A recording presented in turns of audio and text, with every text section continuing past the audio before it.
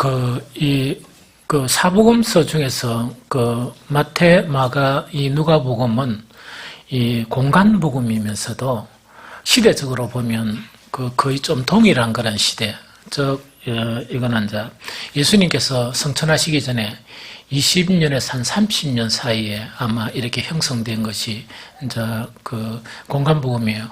그런데 요한복음이나 그 요한 1서 자체는 아마도 이제 모든 학자들이 추정컨대 그보다 시대적으로 훨씬 이렇게 시간이 지나고 난 이후에 그래서 요한이 이제 좀 어렸었기 때문에 그 예수님과 그 함께 찍은 사진을 보면 그 요한은 예수님의 품 안에 이렇게 누워 있어요.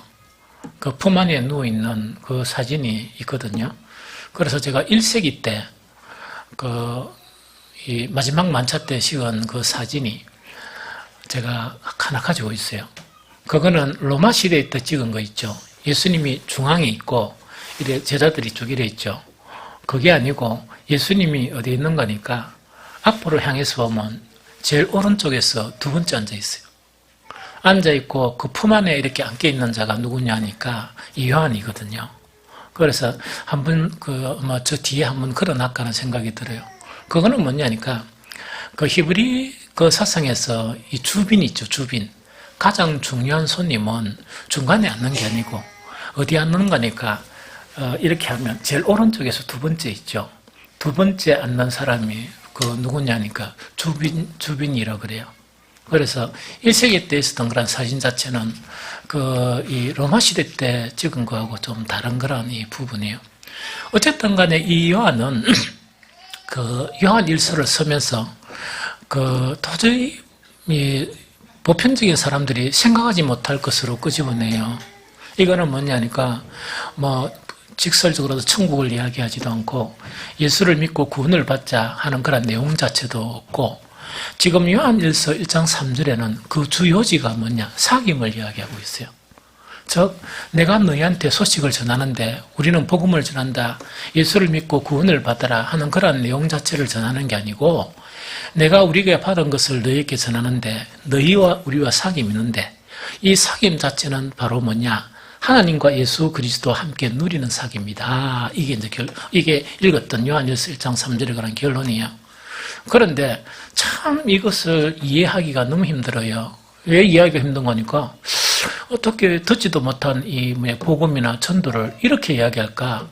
내가 너희한테 전할 소식은 이것인데 너희와 우리와 사귐이 있어야 되고 그 사귐이 예수 그리스도 하나님과 예수 그리스도와 더불어 누리는 그 사귐이다. 이런 이야기를 하니까 이게 뭔 말인가 잘 이해가 안 되죠. 사실은 오늘 그 본문 자체는 우리 금요 기도회 때 이걸 가지고 한 5시간 이를 갖다 5주 동안 이렇게 설교를 하는 그런 내용을 오늘은 뭐냐니까 지난 금요일 날 우리가 모였으니까 오늘 그래도 우리 찬양 예배라도 이런 말씀을 한번 나누는 게 좋겠다 해가지고 요약해가 탁 묶어가지고 오늘 이제 설교를 이렇게 하려고 이렇게 생각해요. 그런데 여기서 우리와 사귐이 있게 하고 그것이 하나님과 예수 그리스도와 함께 누림이란 이 의미를 알아야 돼요. 이 의미를 알아야 비로소 요한 1서를 읽을 수가 있어요. 그럼 이거는 어떤 의미인가니까 이거는 이런 의미예요. 자, 우리가 이 땅에 살고 이 천국에 살잖아요. 그럼 천국에 산다는 것은 천국에 없는 게 뭐겠습니까? 마귀가 없고 나쁜 놈은 하나도 없어요. 나쁜 놈이나 불의한 놈들은 천국에 아무도 없습니다. 천국이 가야 될 건 천국이에요. 요한은 뭘 이야기하는가? 앞으로 가야 될 그런 천국을 땡겨서 이야기하는 거예요. 쉽게 이야기하면 예수님이 전하신 것이 뭐냐? 가야 될 천국도 전하지만 예수님의 복음의 핵심 자체는 도래하는 천국이에요. 이 땅에 살면서도 천국을 사는 그거를 이야기해요. 그럼 요한은 이거를 갖다가 뭐라고 이야기하는 거니까 우리가 궁극적으로 가야 될 곳은 천국인데 그냥 나라만 바뀌고 이 장소만 바뀌는 게 아니고 그곳에는 절대로 없는 놈이 마귀도 없고 그곳에 절대로 없는 놈이 이 세상 살면서 불의한 놈들 있죠. 나쁜 놈들. 그런 놈들 한 명도 없다는 이야기죠. 거기는 누구만 있는 거니까 하나님만 계시고 또 누구만 있습니까? 천사들만 있고 누구만 있습니까? 거룩한 성도들만 있는 곳이다 그 이야기죠. 그러면은 이 가야 될 천국을 갖다가 이 세상을 살아가면서 그 천국을 이렇게 누리려고 그러면 왜 되겠습니까? 나쁜 놈 못 들어오고, 그 다음에 뭡니까? 마귀 못 들어오고, 그죠? 예수 그리스도 하나님과 있고, 그 다음에 거룩한 성도들이 사기 믿는 그곳이 바로 뭐라고요? 잘하네요. 그걸 지금 이야기하는 거예요. 그래서 이걸 갖다가 너희들이 맛보기만 하면 기쁨이 충만해지고, 이때까지 정말 경험해보지 못한 그런 것들을 경험하게 누리게 된다 하면서, 예수를 믿고 이 구원을 받는다는 그 의미 자체를 사귐으로 이렇게 표현했다는 그 이야기죠. 그러면 이 사귐 자체는 뭐냐? 이 땅에 사는데, 이 땅은 누가 거의 지배하고 있는 거니까 마귀가 지배하고 있는 것이에요. 그런데 거룩한 그리스도인들, 성도들이, 하나님의 그런 백성들이, 하나님의 아들들이 마귀의 지배 안에서 살면 너무나 이 인생이 나그네 길이고 너무나 지칠 거 아니에요? 하나님께서 이 땅에 도래하는 천국을 주셨어요. 그것이 뭐냐? 사귐의 공동체인데, 이 나쁜 의인이 그래 의롭지 못한 사람들은 하도 못 들어오고 마귀도 침투하지 못하는, 이 무슨 말겠죠? 그런데 그 속에 누가 있느냐? 마귀의 그런 통치가 이 틈 못하는 하나님과 예수 그리스도 함께 누림의 그런 공동체, 이걸 사귐으로 표현한 것이 그런 부분이라는 그 이야기죠. 이제 조금 이해가 되죠? 참 대단하죠. 그러면서 오늘 읽었던 그 부분에서 그 뒤에 보면 뭐냐? 그러면은 이 사귐 안에 들어와야 되잖아요. 이 사귐 안에 들어와야 뭐를 누릴 수 있습니까? 천국을 누릴 수 있죠. 누릴 수 있는데, 이 사귐의 그 조건 자체가 뭐를 갖다가 이야기하느냐? 그게 요한일서 1장 5절 6절이에요. 제가 읽어보면, 우리가 그에게서 듣고 너에게 전하는 소식은 이것이니 곧 하나님은 뭐치시라? 빛이시라. 그에게는 어둠이 조금도 없으시다는 것이다. 만일 우리가 하나님과 사귐이 있다고 어둠에 행하면 거짓말하는 자고 또 진리를 행하지 아니하거니와 이야기다, 그죠? 그럼 요건 요 이야기입니다. 우리가 전한 소식은 바로 뭐냐? 네가 이 세상에 살면서 정말 이 별천지 같은 그런 이 공동체를 경험하게 될 것인데, 그것이 뭡니까? 우리와의 사귐의 그런 공동체고, 그 공동체는 누가 함께한다? 하나님 천국 계신 게 아니고, 또 예수님은 천국 하나님의 보좌 옆에 계신 게 아니고, 우리의 사귐에 같이 한다는 이야기거든요. 그것이 천국이에요. 이 무슨 말겠죠? 그러면 이 사귐 안에 들어오려 그러면 뭐가 필요하냐 하면서 설명하는 것이 뭐냐? 하나님은 무엇이기 때문에? 빛이시기 때문에 어둠에 거하면은 절대로 이 천국을 만나지 못한다. 천국을 경험하지 못한다는 그 이야기입니다. 이 무슨 말겠죠? 그래서 사람들은 이렇게 이야기할 수 있죠. 오늘 우리 오전 예배처럼 내가 교회에 소속했다. 즉 뭔가 이게 나의 의지로 교회에 다 올 수 있어요. 이것도 힘든 거리지만 나의 의지로 교회 공동체가 될 수 있고 교회 소속원이 될 수 있고 직분을 받을 수 있고 다 받을 수 있어요. 그러나 문제는, 천국을 누리는 문제는 내 의지로 교회 왔다, 내 의지로 하나님을 믿는다 하는 것하고 별개예요. 천국을 누리는 자는 복 있는 사람이 돼야 돼요. 복 있는 사람만이 그 안에서 천국을 누린다는 이야기죠. 그래서 그 복 있는 사람은 어떤 사람이냐? 하나님이 비친 것처럼 빛을 받은 사람이에요. 그 빛을 받고 빛에 거하는 그런 사람만이 이 무엇을 누린다고? 천국을 누릴 뿐이다 하는 그 이야기입니다. 안 그러면 나머지 모든 사람들은 어떻게 되느냐? 유대인들처럼 종교는 있는데 천국은 없는 거예요. 유대인들처럼 율법은 있는데 생명의 말씀을 누리지 못하는 거예요. 그거 지금 설명하는 게 이 이야기입니다. 여러분들요, 정말 천국을 누리느냐 누리지 못하느냐는 여러 가지 차이가 나요. 차이가 나는데 한 가지 차이 중에서 요즘 제 근래 좀 많이 경험하는, 좀 근래 경험하는 것 중에 하나가 뭐냐? 하나님은 영원이시죠? 맞죠? 우리는 그 시간 안에 사는 사람이죠. 하나님 안에 그 공동체가 형성하면 시간 안에서 영혼을 경험할 수 있어요. 너무 신기하죠? 시간 속에 막 쫓기며 살아가면서도 영혼은 뭡니까? 시간이 없는 곳이 영혼이잖아요. 맞죠? 영혼인데 시간 안에서 무엇을 경험하느냐? 영혼, 즉 영혼에 대한 어떤 그런 것들을 시간 안에서도 경험하면서 맛을 볼 수 있다는 이야기죠. 쉽게 이야기하면 뭐냐니까 어떤 음식이 있으면 그 음식 전체를 맛보는 것이 아니지만은 그 음식의 일부분 한 개, 두 개를 이렇게 맛보면서 이 맛있다 이렇게 할 수 있다는 그 부분이거든요. 그게 어떤 부분인가 하니까 그 최근에부터 이제 좀 이렇게 경험하기 시작한 것이 뭔가니까 시간 속에서 영혼을 살아가는 방법은 무슨 방법이냐? 시간 속이라는 뭐예요? 영혼 속은 과거와 현재와 미래가 없죠. 현재만 늘 있어요. 그럼 시간 속에서 영혼을 살아가는 것은 뭐냐? 과거에 대해서는 회상을 하는 거예요. 과거에 대해서는 회상을 하고 현재는 현재를 살아가면서 미래에 대해서는 뭐냐? 소망이 있죠. 소망. 그 소망을 이래 가지고 살아가면 완전한 영혼은 아니지만 무엇을 가지고 살아가느냐? 시간 속에서 영혼의 그런 맛을 누리며 이래 살아간다는 이야기죠. 그러면 어떤 부분인가 하니까 제가 새벽에 기도할 때요. 기도할 때 내 스스로 한 번씩 깜짝깜짝 놀라는 때가 있어요. 그게 뭐냐니까 막 이렇게 기도하면서 어떻게 하는 거니까 내가 웃고 있는 거예요. 내가 웃고 있는데 내 그 느낌 자체가 억수로 행복한 이 웃음이죠. 사람이 행복해지면 갑자기 이렇게 내가 웃고 있구나 하는 것이 느껴지죠. 그런 거를 하면서 막 이 기도를 하고 있는 거예요. 그 기도가 어떤 기도인가 하니까 기도를 다 하고 난 다음에 마지막에 내가 소망하는 기도가 있어요. 내가 소망하는 기도 자체가 한 몇 개가 되는 건 13개 정도가 있어요.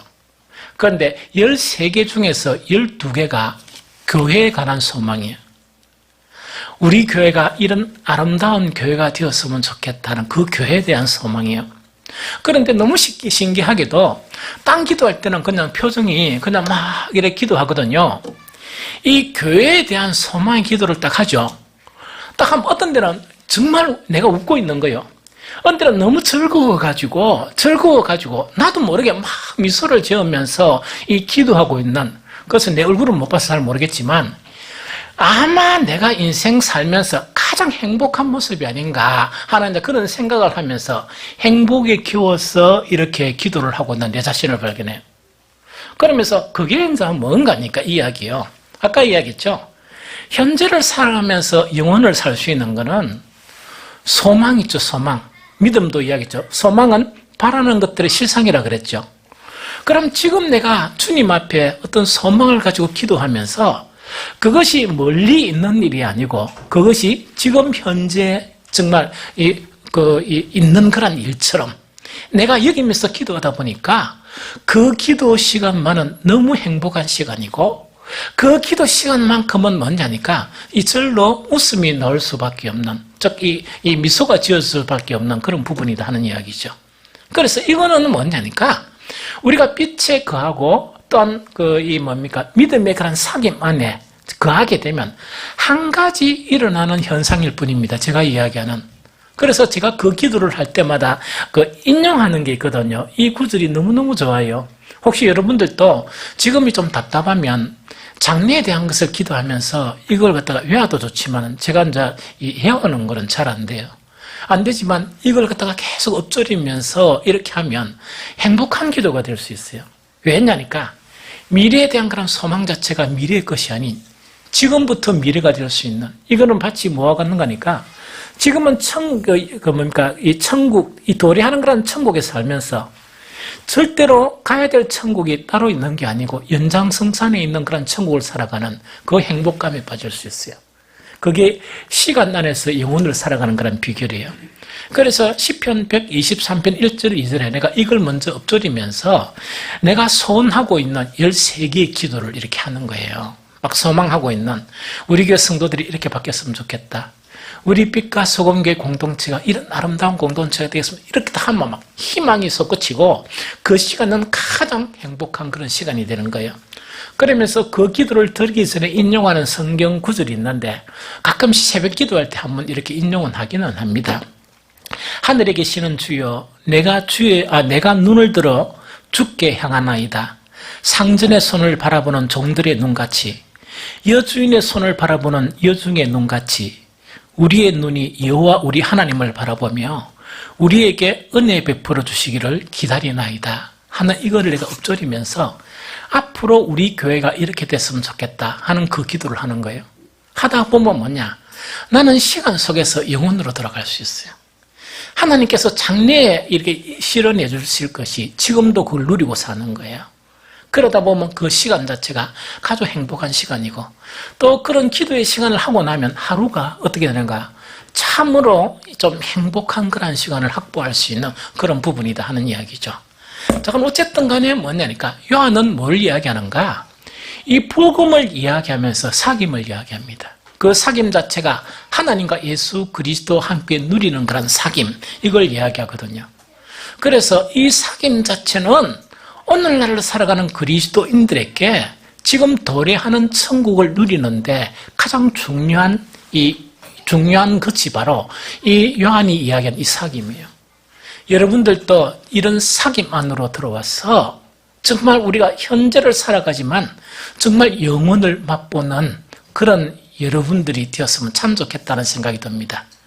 어쨌든 간에 사도 요한은 그 사귐 안에 들어올 수 있는 조건이 바로 뭐냐? 어두우면 안 된다. 어두움을 가지고 나는 주님하고 같이 있다, 그 사귐 있다, 이렇게 하는 것은 거짓말이다는 그 이야기죠. 그 어두움이 마음속에 있고 어둠을 가지고 있으면서 나는 교회 다닌다는 그것 때문에 나는 어둠에 있지 않고 나는 주님하고 사귐이 있다, 이렇게 이야기하는 것은 뭐냐? 그 주님하고 사귐 안에서 경험해야 될 것은 아무것도 경험하지 못하고 몸이 건조한 이론적이고 종교적인 이 예배나 종교적인 의식이나 그런 것만 경험한다는 그 이야기예요. 좀 이해가 되겠죠? 금요일마다 지금 나누는 거는 뭐냐?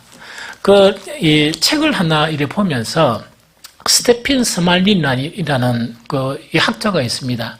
주석도 하고 이런 학자가 있거든요. 그걸 쭉 읽으면서 요한 1서 1장 2장을 가지고 정말 이 사귐의 조건이 빛에 거하는 것이거든요.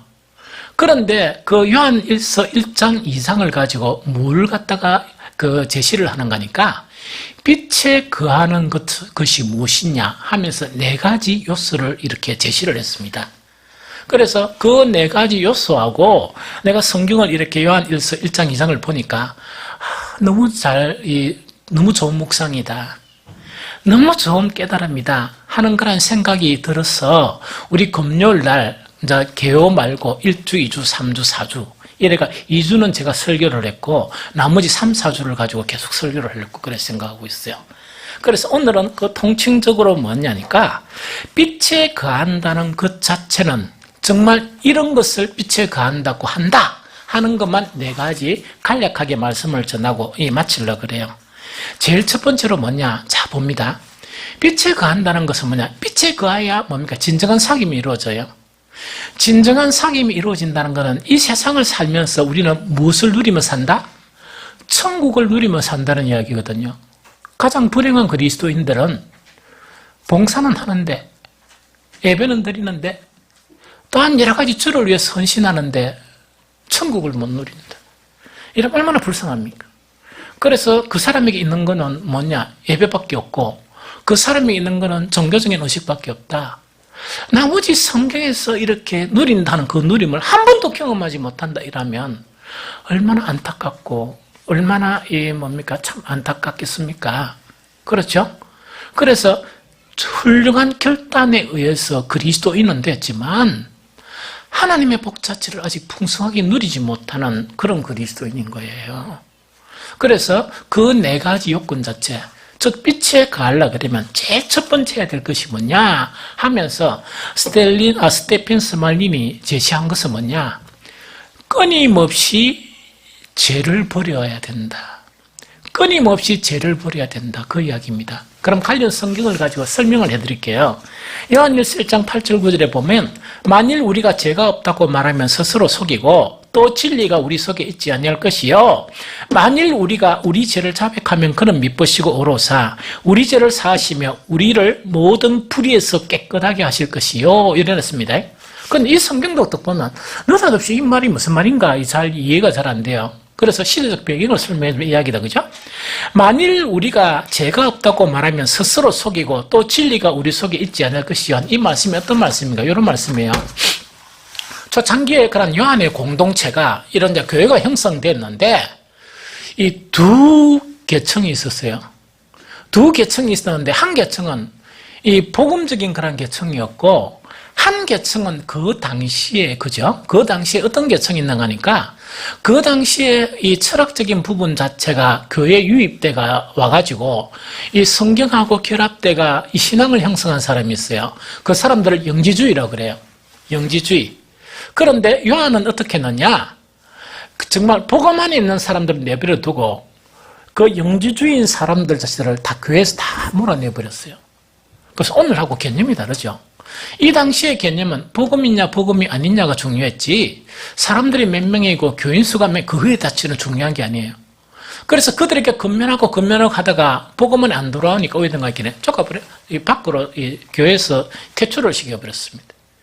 그런데 여기서 퇴출당한 영지주의는 어떤 신앙관을 갖고 있는가 하니까 그게 아주 중요해요. 원래 영지주의란 영지는 뭔가 하니까 신령한 지식을 이야기합니다. 이게 무슨 말이겠죠? 신령한 지식. 그래서 우리가 복음 안에는 신령한 지식이 있어요. 그래서 특히 복음 안에는 뭐냐? 하나님을 아는 신령한 지식이 없으면 믿음이 형성이 안 돼요. 그래서 예수님도 뭐냐? 영생이라는 건 뭐냐? 하나님과 그를 보내신 자, 하나님과 그를 보내신 자 예수 그리스도를 아는 것이 영생이니다. 지식이 그만큼 중요하다 요구를 했죠. 그 말씀을 하셨죠. 그런데 영지주의는 어떤 부분인가 하니까 구원이란 그런 관점 자체가 어떤 관점을 지니는가 하니까 무지에서 구원받는다 그런 관점을 지닌 거예요. 그럼 쉽게 이야기가 신령한 지식이 없는 사람은 불쌍하고 신령한 지식이 없는 사람은 뭐냐? 그 은총을 입지 못하고 신령한 지식이 없는 사람은 구원이 없다 이렇게 생각하는 거예요. 그런데 자기들 집단들은 뭐냐? 우리는 신령한 지식이 있기 때문에 우리는 구원을 받은 사람이고 우리는 확실한 사람이다 그렇게 인정한 사람이에요. 그런데 기독교의 구원은 그 무지로부터 구원입니까? 아니면 다른 것으로부터 구원입니까? 죄로부터 구원이에요. 기독교의 진리는요 무지로부터 구원이 아니고 무지 자체는 이제 앞으로 형성돼야 될 그런 부분이지만 기독교의 절대 진리 자체는 죄로부터 구원해요. 그래서 그 죄로부터 구원 자체가 복음의 시작이 뭐로 시작한다고요? 예수 그리스도의 그런 십자가를 시작해요. 예수 그리스도의 십자가는 뭐냐? 죄를 도저히 자기 죄를 갚을 수 없는 그런 상황 가운데 있는 사람이 뭐라고요? 예수 그리스도의 십자가의 보혈로 그 죄사함을 받았다 하는 것이 첫 출발이에요. 그런데 영지주의들은 뭐라고 이야기하는 거니까 십자가 그거는 별로 필요가 없다. 왜? 구원이라는 것은 뭐로부터 구원이라? 무지로부터 구원이다 보니까 뭐 죄가 해결할 필요도 없고 또 십자가의 그 도리는 중요하지 않다 이렇게 된 거예요. 이해가 되죠? 그러다 보니까 그 사람들은 뭐라고 생각하는 거니까 만일 우리가 죄가 없다고 말하면 스스로 속이고 또 진리가 우리 속에 있지 않을 것이 이거는 무슨 말인가 하니까 영지주의자들이 십자가의 도에 의해서 신앙을 갖지 못하면 뭐라고 합니까? 그것은 진리란 말입니까? 거짓이란 말입니까? 거짓이다 하는 거짓을 이야기해 주는 거예요. 그러면서 우리는 빛에 거하기 위해서 뭐냐? 죄는 어둠과 결탁되어 있는 거거든요. 끊임없이 우리 죄를 자백하게 되면 우리는 그 죄 사함을 입어서 어디에 거할 수 있다? 빛에 거할 수 있다는 그 이야기거든요. 여러분들 기도해 보거나 안 그러면 예배 참석해 보거나 안 그러면 성경을 읽어볼 때요. 우리 속에 죄의 문제나 불의의 문제가 가득하면 기도가 잘 안 돼요. 그 기도가 되더라도 근성의 기도밖에 안 되고 하나님과 교통되는 이 성령 안에서 드리는 그런 기도를 갖다가 드릴 수가 없어요. 예배도 마찬가지예요. 아무리 신령과 진정의 예배를 막 이야기는 들었는데 드리려고 그래도 우리 마음이 어둡고 우리가 그런 죄가 가득하게 되면 신령과 진정의 예배를 회복할 수가 없습니다. 그래서 스테픈 스말리는 뭐냐? 끊임없이 무엇을 버리라? 죄를 버리라 하는 것이 첫 번째 아니에요. 두 번째는 뭐냐? 순종하라는 것을 이야기합니다. 순종하라. 그러면은 그 성경 읽어보면요. 요한일서 1장 3절 5절을 읽어보면 이렇게 되어 있습니다. 우리가 그의 계명을 지키면 이로써 우리가 그를 아는 줄 알 것이요. 그를 아노라 하고 그의 계명을 지키지 아니한 자는 거짓말하는 자요. 진리가 그 속에 있지 아니하되 누구든지 그 말씀을 지키는 자는 하나님의 사랑이 참으로 그 속에서 온전하게 되나니 이로써 우리가 그 안에 있는 줄 아노라 하는 이야기거든요. 그럼 이건 순종을 이야기하거든요. 자, 한번 봅니다. 영지주의자들이 하나 단점은 뭐냐니까 신령한 지식은 추구했어요. 그럼 신령한 지식을 추구하다 보니까 저것들이 서로 이야기하면서 나는 이런 지식을 터득했다. 나는 이런 진리를 터득했다 하면서 막 나누다 보면 정말 새롭게 듣는 사람들은 막 박수치면서 우리 이야기하면 할렐루야 막 이러면서 있답니까? 막 이런 짓을 하는 거예요. 문제는 뭐냐니까 그들은 관념주의적인 그런 지식에 머물러 있어요. 그 지식 중에 하나도 뭐를 안 한다? 실천을 안 하는 거예요.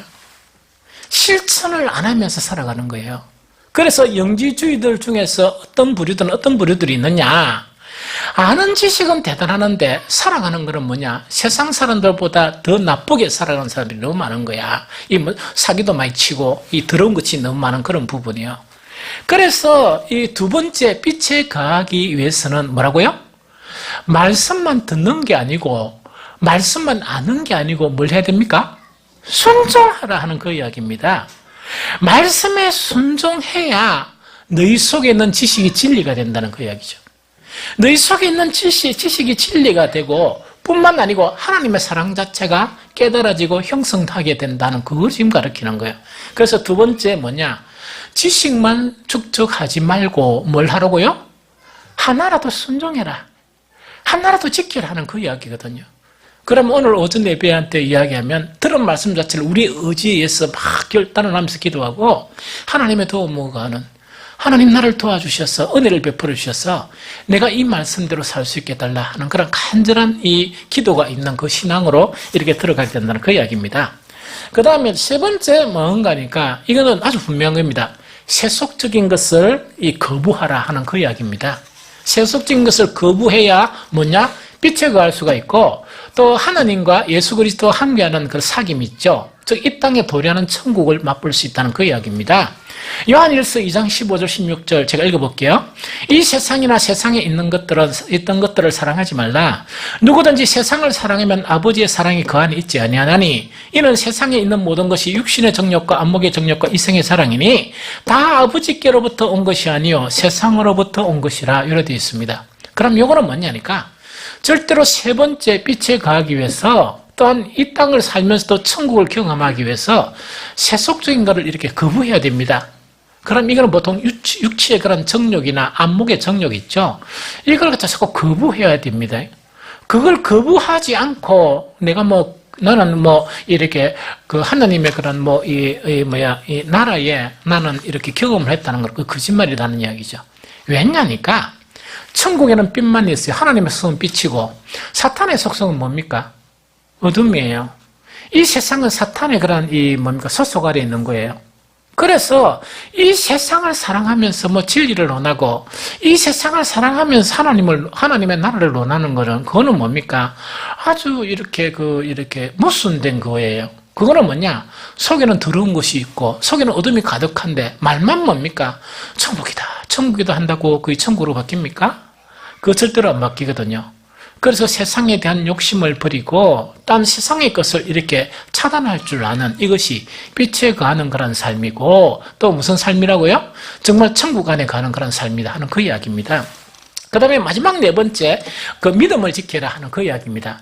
그래서 믿음을 지키라는 것 자체는 잘 읽어보면 어떤 내용인가 하니까 이거는 미혹되지 말라 하는 그 내용이에요. 미혹되지 말라는 내용이에요. 그러면 이거는 어떤 내용인가 이야기다, 그죠?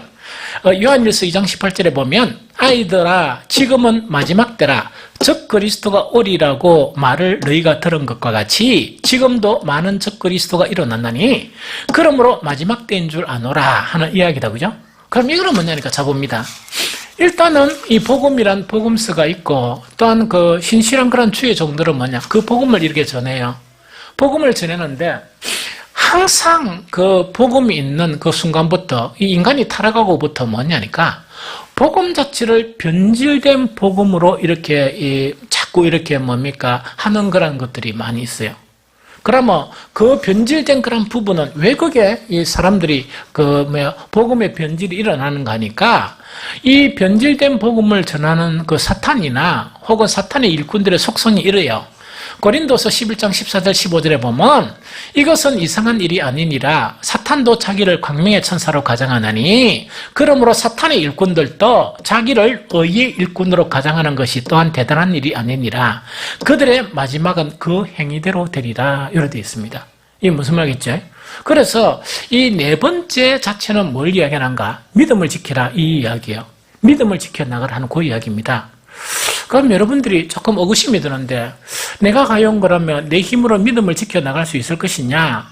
그럼 어떻게 해야 된단 말이냐? 왜냐니까 온갖 이런 이 이론들이나 그것이 가득한데 어떻게 지켜야 되는 것이냐? 이 사도 요한은 분명하게 한 가지를 제시해 주는 거예요. 그런데 이 말씀이 너무 중요한 말씀이에요. 요한일서 2장 27절에 보면 이렇게 되어 있습니다. 너희는 주께 받은 바 기름 부음이 너희 안에 거하나니 아무도 너희를 가르칠 필요가 없고 오직 그의 기름 부음이 모든 것을 너희에게 가르치며 또 참되고 거짓이 없으니 너희를 가르치신 대로 주 안에 거하라 이렇게 되어 있습니다. 자, 요거 이야기할게요. 여러분들이 성직자가 아니라도 여러분들은 참 진리의 길을 선택할 수 있습니다. 그럼 어떻게 할 수 있는가 하니까 아까 그처럼요. 끊임없이 내 자신의 죄를 버리는 끊임없이 죄를 버려져 나가고 또한 끊임없이 뭐 하는 거? 이 순종해 나가고 또 끊임없이 세상적인 것을 거부해 나가는 세상적인 것을 거부해 나간다 하더라도 여러분들이 모든 재산을 팔고 이게 기도원에 들어가라는 그건 아니에요. 무슨 말이겠습니까? 세상 속에 살면서 정말 이런 세상의 그런 욕심, 탐심이나 이런 걸 거부하라는 그 이야기거든요. 이렇게 하면서 어떻게 하는가 하니까 우리가 예수 그리스도를 믿을 때에 하나님께서 우리에게 주신 분이 계세요. 그분이 성령이에요. 그럼 그 성령에 대해서 어떻게 이야기하는가? 너희가 주께 받은 바 기름 부음이 너희 안에 거한다는 그 이야기거든요. 그럼 진실하게 하나님을 바라보면서 이 말씀을 읽으면서 이런 험악한 세대 속에서 성령께서 나를 이끌어 가 주십시오. 이렇게 간절히 기도하면 여러분들에게 분별력이 생겨요. 너무 신기한 방법으로 분별력이 생겨요. 그러면서 여러분들은 진리로 이끌어가는 그런 여러분들이 되고 무엇보다 요한이 복음을 이야기한 사귐 있죠. 하나님과 예수 그리스도와 함께 누리는 그 사귐 있죠. 이 사귐 자체가 형성이 되어져서 이 세상을 살면서도 천국을 사는 것처럼 살아갈 수 있어요. 뿐만 아니고 하나님의 그런 모든 풍성한 것들 있죠. 그 풍성한 것들 자체가 내가 누리면서 물론 처음에는 이렇게 충만하게 누린 건 아니지만 그것을 누리면서 살아갈 수 있는 우리 한 사람 한 사람이 되어진다 하는 그 이야기죠. 여러분들 되게 피곤하죠? 딱 눈 보니까 엄청 무거운 것 같아요. 제가 아까 13가지 기도하는 내용이 있다고 그랬죠? 그 기도하는 내용 중에서 한 가지를 공개하면 이거예요. 어느 정도 지금 좀 실현되고 있고 저는 그걸 바라보면서 막 기뻐하고 있는 거예요. 그게 뭐냐니까 주일날 1부, 2부 예배 있죠. 1부, 2부 예배가 있는데 하나님 은혜를 베풀어 주셔서 지금은 행복학교를 통해서 참 놀랍고 신기한 일이 생겼어요. 그게 뭐냐? 교회를 전혀 나가보지 않은 사람들이 교회를 다니는 성도처럼 앉아가지고 예배드리고 있어요. 그게 너무 신기해요. 그런데 오늘은 한 번씩 예배드리면 깜짝 놀래요. 생전에 처음 보는 사람인데 다 따라하는 거예요. 그래서 내가 스스로 생각하면서 저 사람은 옛날에 교회 다니다가 안 다니다가 다시 다니기 시작했는가 보다. 그렇게 착각을 하는 거예요. 그러면서 제가 주일 일부 예배를 하나님 전도 예배가 되게 해주십시오. 하나님의 은혜로. 지금은 우리 노인들만 참석하지만 하나님께서 각 계층의 전도의 문을 열어주셔서 이 다양한 계층이 있죠. 계층이 주일 일부 예배에 참석하게 해달라. 그래서 주일 일부 예배는 온전하게 복음만 전하는 그런 예배가 되게 해달라. 그래서 일부 예배 자체가 모든 어떤 종교적인 그런 부분을 조금 이렇게 그 차단을 하면서 순전하게 복음을 전하는, 그래서 그 복음으로 말미암아 영혼의 그런 구원이 일어나게 해달라, 그 기도를 하는데 참 이렇게 희망적이에요. 왜? 요새 참석하는 분들을 보면 감사가 되고 희망이 막 절로 생겨요. 그런데 주일 2부 예배를 위해서 기도하는 게 있어요. 소망이라 그랬죠. 소망. 그 소망이 뭔가니까, 주님, 주일 2부 예배는 신령과 진정으로 예배 드리는 자들이 모여서 가인의 예배가 아니고 아벨의 예배로 변하게 해주세요. 그러면서 그 예배를 통해서 하나님을 만나는 그 예배가 되게 해주십시오. 그 예배를 통해서 하나님에 관한 신기한 것들이 정말 경험되는 그런 예배가 되게 해주십시오. 이거는 뭡니까? 하나님 앞에 내가 막 너무 미소를 지으면서 희망 가운데 기도하는 내용이에요. 그런데 1부 예배는 뭡니까? 좀 가능성이 있다는 생각이 드는데 2부 예배만 들어오면 여러분들이 지치고 피곤한 그 모습을 보면 실망할 수가 있죠. 그런데 참 신기한 건 뭐냐? 장래의 것을 구해도 지금 이분들의 피곤한 모습이 변할 것이다 하는 그런 소망이 있는 거예요.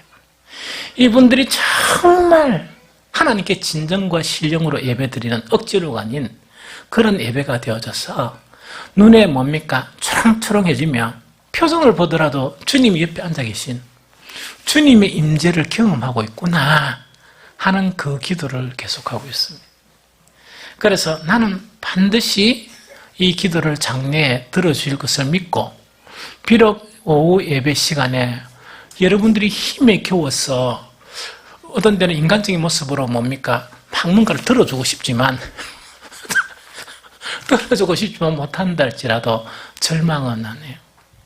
하나님께서 그것을 이루어 주실 것이다 하는 생각이 들어요. 그러면 그때 우리 교회는 많은 부분이 변할 것이다. 많은 부분이 변해서 하나님의 충만이 조금 더 충만해지는 교회가 되어지고 이 주변에 복음으로서 영향력을 미칠 수 있는 정말 그런 교회로 바뀌어질 것이다 한 소망을 가지게 돼요. 그래서 오늘 말씀을 4주에 이 나눠서 하는 말씀을 그래도 인간의 욕심으로 우리 찬양 예배 때 이 귀한 것도 좀 나눠야 되겠다 이래가 말씀을 드린 거예요. 그래서 이 말씀을 좀 기억하려는가는 잘 모르겠지만 집에 가셔서 요한 1장 2절을 읽으면서 오늘 이 말씀을 생각하고 읽으면 달리 보여요. 이 달리 보이면서 여러분들도 저와 같은 그런 희망을 소유하리라 하는 그런 생각이 듭니다. 하나님의 은총이 저와 여러분들에게 충만하시기를 예수 그리스도 이름으로 축복합니다.